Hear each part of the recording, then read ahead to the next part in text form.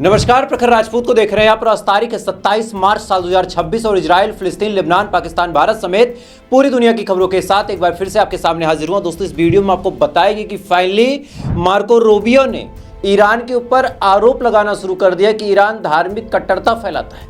और इस ऐलान के बाद और इस आरोप के बाद मार्को रूबियो ने क्या कुछ कहा वो आपको इस वीडियो में बताऊंगा। लेकिन इससे पहले आपको इस वीडियो में यह भी बताऊंगा कि डोनाल्ड ट्रंप ने ईरान को लेकर एक बहुत बड़ा खुलासा किया है। और ये खुलासा कौन सा है, इसमें डोनाल्ड ट्रंप ने क्या कुछ कहा, इसको आप सुनिएगा। और बड़े दावे के साथ कह रहा हूं कि आप अपनी हंसी नहीं रोक पाएंगे, बड़े दावे के साथ। तो इस चीज़ को आप जरूर सुनिएगा। तो साथ ही इस वीडियो में आपको ये भी बताएंगे कि अब सीज फायर की डेट बढ़ा दी गई है। जो चीज़ पहले 5 दिन तक थी, अब वो चीज़ फाइनली 6 अप्रैल तक हो गई है।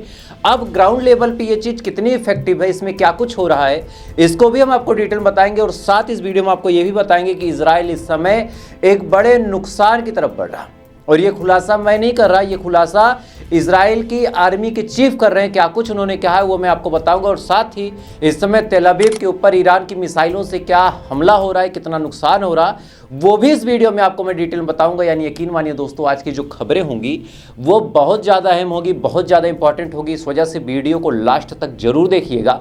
चैनल पर नए हैं तो वीडियो को लाइक करके, चैनल को सब्सक्राइब करके अपना प्यार जरूर दीजिएगा। और साथ ही आप मेरी इस वीडियो को कहां से देख रहे हैं कमेंट करके मुझे बताइएगा। तब तक एक एक करके मैं आपको खबरें बताता हूं। और सबसे पहली खबर दोस्तों निकल के सामने आ रही है अमेरिका के हवाले से। दरअसल अमेरिका का स्टैंड इस समय किसी दो मुहे सांप जैसा है। अमेरिका कभी कुछ और कहता है, कभी कुछ और कहता है। और एक भाई साहब है सफेद कलर के, ये बच्चों की तरह बात करता है। आज इसने कहा, और क्या कहा वो भी आपको बता रहा हूं। लेकिन इससे पहले मार्को रूबियो का बयान आप सुनिए। मार्को रूबियो जो अमेरिका के विदेश मंत्री है, फॉरेन मिनिस्टर, इनका बयान निकल के सामने आया। इन्होंने कहा कि ईरान के जो लोग हैं, ध्यान दीजिएगा, सरकार की बात नहीं की, सीधा आवाम को ही निशाना बना दिया कि ईरान के जो लोग हैं वो धार्मिक कट्टरपंथी सोच के, यानी ये कट्टर मुसलमान हैं या फिर यूँ कहा जाए तो कट्टर इस्लामवादी हैं। और ये लोग क्या कर रहे हैं, ये लोग हमला कर रहे हैं अलग अलग जगहों के सिविलियन इलाकों पे, साथ ही दूतावास पे, होटल्स पे, इन तमाम जगहों पे हमला कर रहे हैं। और इन तमाम जगहों पे हमला करके मासूमों को मार रहे हैं, ऐसा आरोप मार्को रूबियो का है। थोड़ा सा सुने। The people that run this country are radical Shia clerics. These are religious fanatics. Look what they are doing now at their weakest point. This is the weakest Iran has ever been, and look at what they're doing. They're attacking embassies. They're attacking hotels. Imagine what these people would do if they had a nuclear weapon. That is an unacceptable risk for the world. By the way, the president's not just doing a favor to the United States and to our people. This is for the world. He defined very clearly on the first night of this operation what the goal was. We were going to destroy Iran's navy, and that is happening. We were going to, if it hasn't already happened, I'll let Pete speak to the specifics of it. We were going to destroy their missile launching capabilities. We're well on our way to achieving that goal. इस video में आपने साफ तौर पे सुना कि कैसे Marco Rubio ने पूरे ईरान को लपेट दिया। और ये बहुत अच्छा किया, मैं यकीन के साथ बता रहा हूँ। अभी 2 मिनट सुनिएगा, आपको मेरी बात सही लगेगी। बहुत अच्छा काम किया, सुनिए ध्यान से। कहानी ये है कि मार्को रूबियो ने जब ये बात बोली तो किसी को भले बुरा लगे, मुझे बुरा नहीं लगा। कहानी समझिए आप डिटेल में।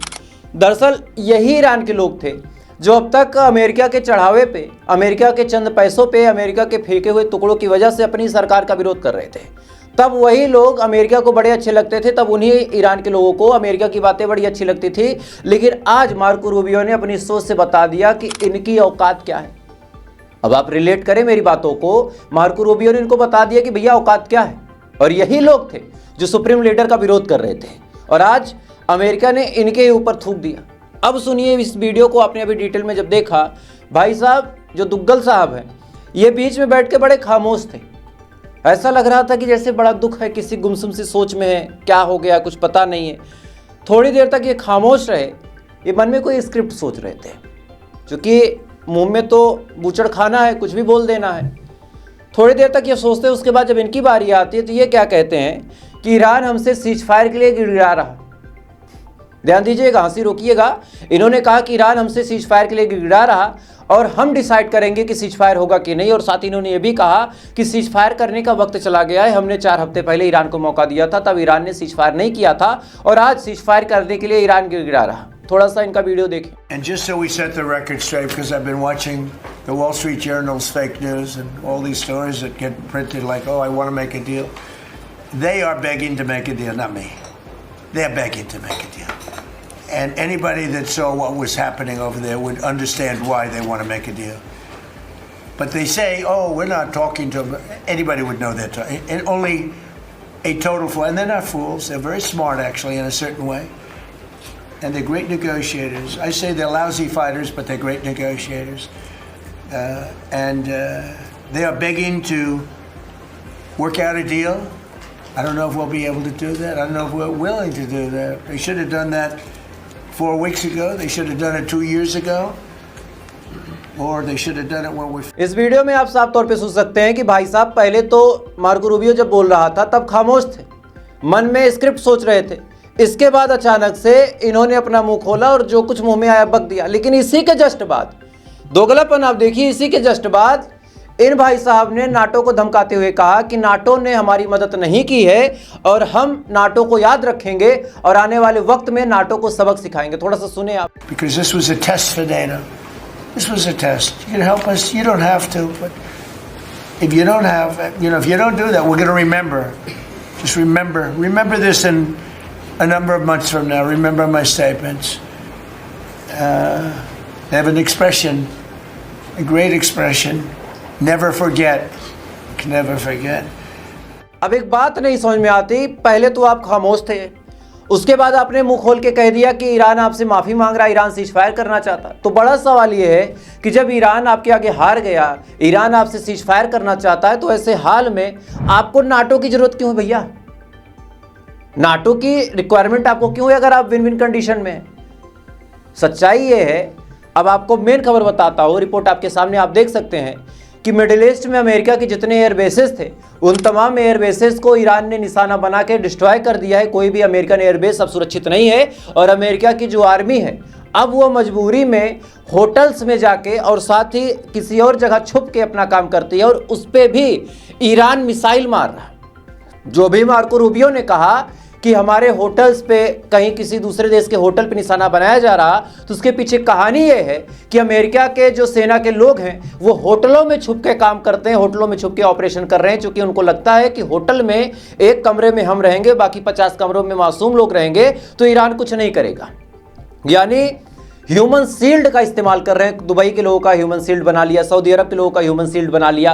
और इसी बात को लेके अब मार्को रूबियो ने बयान भी दे दिया कि ईरान होटलों पे भी हमला कर सकता है, जबकि मेन कहानी है कि ये लोग जानबूझ के होटलों में छुपे हैं ताकि ईरान वहां पे हमला न कर दे। तो ये इनकी कड़वी सच्चाई है। और सुनिए, खबर निकल के सामने आई है कि अब अमेरिका ने सीजफायर की डेट को एक्सटेंड कर दिया और सीजफायर की जो डेट है 6 अप्रैल तक हो गई है। 6 अप्रैल तक। यही अमेरिका जब ये बात करता है तो सुनने में थोड़ा सा एक बार लगता है कि चलो शायद अब जंग रुक जाए, लेकिन आज फिर यूएस सेंट्रल कमांड का जो ऑफिशियल ट्विटर अकाउंट है वहां से एक वीडियो पोस्ट किया गया और उसमें दावा किया गया कि आज तेहरान पे बड़ा हमला हुआ है और इस हमले में उन्होंने खुद दिखाया कि कैसे उनके एयरक्राफ्ट ने तमाम चीजों को डिस्ट्रॉय किया। वीडियो थोड़ा सा देखें।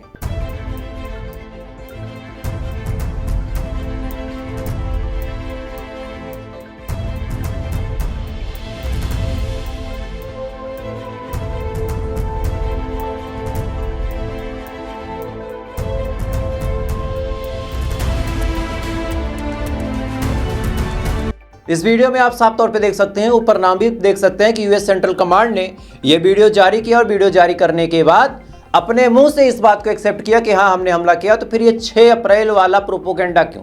खैर, ये हमला कर रहे हैं। खबर ये भी निकल के सामने आई कि इजराइल ने भी हमले किए हैं, खासकर तेहरान इलाके में, अलग अलग और इलाकों में, और कुछ तबाही के मंजर भी निकल के सामने आए। छोटी सी क्लिप है, आप देख लें, फिर आपको कुछ बताता हूँ।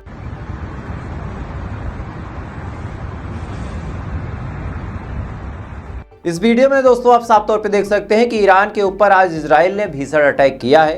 तेहरान के अलग अलग इलाकों को टारगेट बनाया गया है। इवन ईरान भी ये बात मानता है कि लगभग 85,000 से ज़्यादा साइट्स को, ईरान के अंदर 85,000 से ज़्यादा छोटी बड़ी बिल्डिंगों को, गाड़ियों को, इवन और जो बंकर्स हैं उनको निशाना बनाया जा चुका है।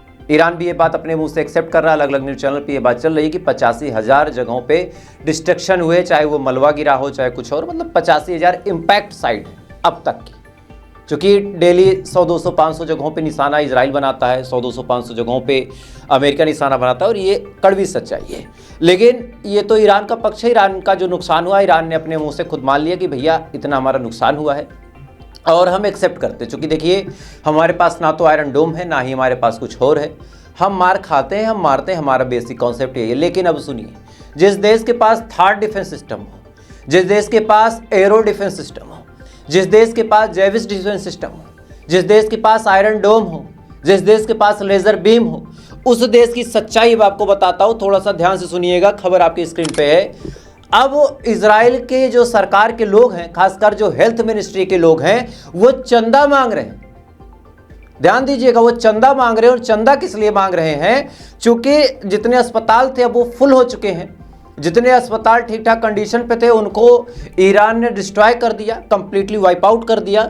और अब जो अंडरग्राउंड पार्किंग होती है किसी बड़ी बिल्डिंग की, साथ ही जो बंकर्स बने हैं, साथ ही जो रेलवे स्टेशन के अंदर भूमिगत टनल्स बनी हैं, उन तमाम जगहों पे अस्पताल की फैसिलिटी उपलब्ध कराई जाएगी। चूँकि जो इंजर्ड है उनकी तादाद बड़ी ज़्यादा है, हॉस्पिटल कंप्लीटली ख़त्म हो चुके हैं। और उस चीज़ को फिर से रिज्यूम करने के लिए, यानी फिर से शुरू करने के लिए, दूसरी जगह शिफ्ट करने के लिए, मेडिकल फैसिलिटी लगाने के लिए इजराइल की सरकार के पास पैसे नहीं है। फंड की डिमांड इजराइल के हेल्थ मिनिस्टर ने की है कि भैया आप लोग चंदे दो हमें। और ये इनकी कड़वी सच्चाई है। और ये किसी आंडू पांडू न्यूज चैनल से नहीं आया है कि यूं ही हवा में बात हो गई। द टाइम्स ऑफ इजराइल की रिपोर्ट है, आप अपने स्क्रीन पे देखें क्या लिखा है, इंग्लिश में लिखा है, पढ़िए आप जरा। तो ये इनकी हकीकत है। और आज कहानी सुनिए कि जिस लेबनान को, जिस हिजबुल्लाह को ये कुचल देना चाहते हैं, आज वहीं से 70 प्लस रॉकेट दागे गए हैं। 70 प्लस रॉकेट हिजबुल्लाह द्वारा दागे गए हैं। और ये रॉकेट बड़े इंपैक्टफुल थे। और उस चीज़ को तो मैं आपको दिखाऊंगा। लेकिन इसके अलावा आज ईरान ने भी क्लस्टर मिसाइलों से फिर बड़ा हमला किया। आसमान कैसे मिसाइलों से पटा है, देखें आप।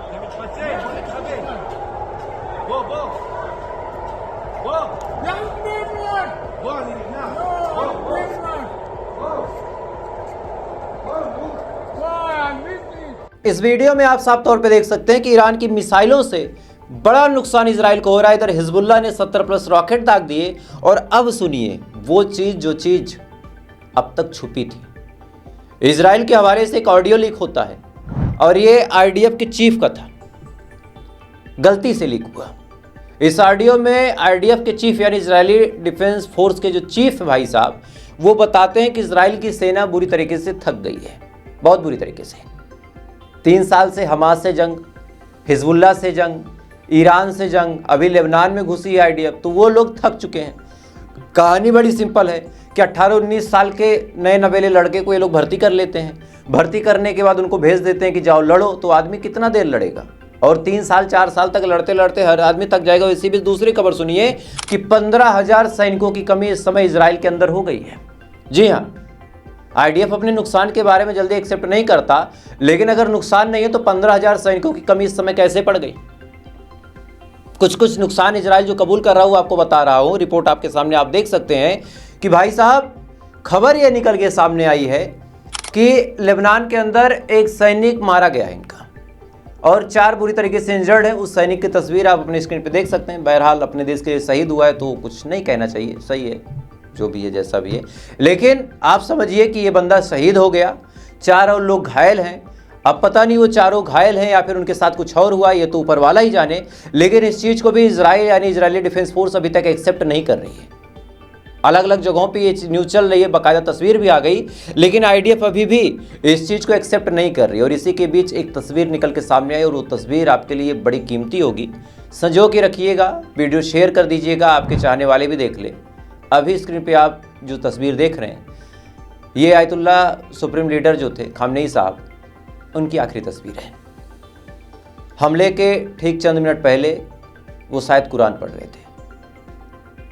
अचानक से ये तस्वीर किसी ने क्लिक कर ली होगी, कुछ सोच के या फिर क्या दिमाग में था। उसी के चंद मिनट बाद खामनेई साहब पे हमला हुआ और उनकी शहादत हुई। आखिरी वक्त में भी वो कुर्सी पे बैठे नजर आए।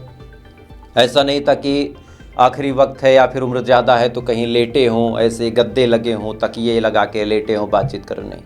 एक प्रॉपर जो गेस्चर होता बैठने का, उस मुद्रा में वो बैठे थे।